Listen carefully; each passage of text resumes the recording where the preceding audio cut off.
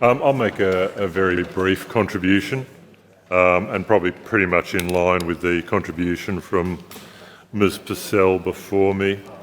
I'd like to first of all thank both the government and the opposition for the briefings that they provided on this motion.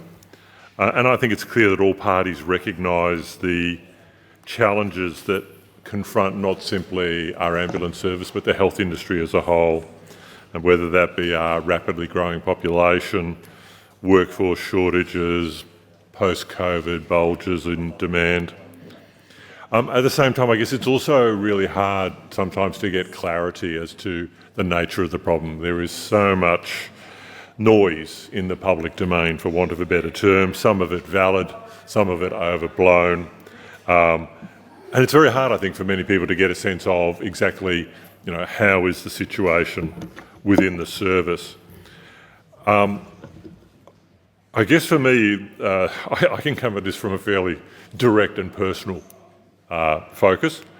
About 6 weeks ago on a Thursday evening, my wife had a very bad fall at home and she sustained a significant head injury, and I won't go into the gruesome details, but let's just say there was a lot of blood. We live about 10 minutes from the Royal Melbourne Hospital, and the wait time for the ambulance was just under an hour,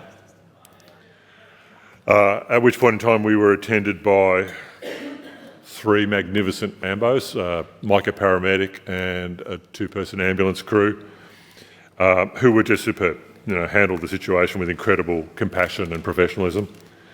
They then got to drive off on this quiet Thursday evening for a 5.5-hour wait, ramped at the Royal Melbourne Hospital, which was then followed by 19.5 hours in the emergency department trying to get a bed.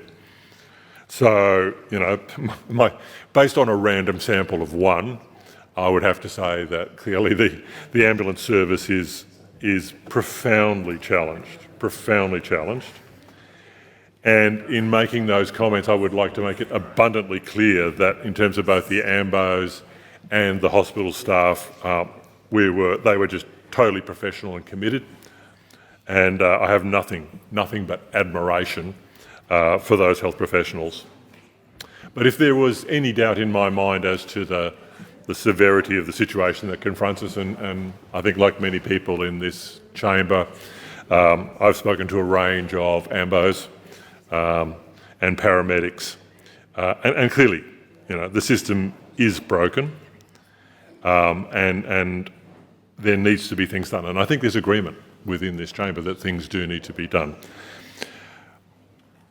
I'm also aware that in saying that, there is no magic bullet that will fix the health industry or that will fix the ambulance service, because quite clearly there are major changes in terms of demand, growing population, ageing population, that are major constraints on effective service delivery.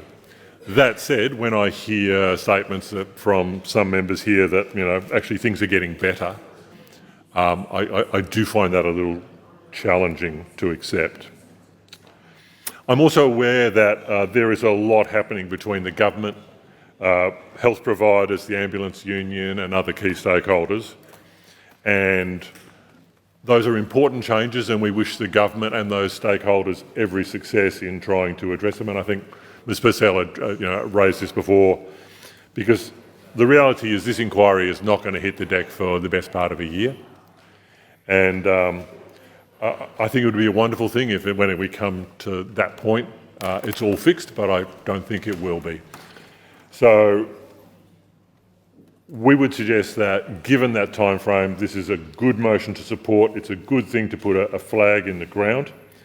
We would also say, given the time frame, there is absolutely no reason why the prospect of this inquiry should in any way interfere with important things like the EBA negotiations with the union and other systemic reforms that the government is seeking to implement. On this basis, Legalise Cannabis will be supporting the motion, and we commend it to the chamber. Thank you. Thank you, Mr Ettershank.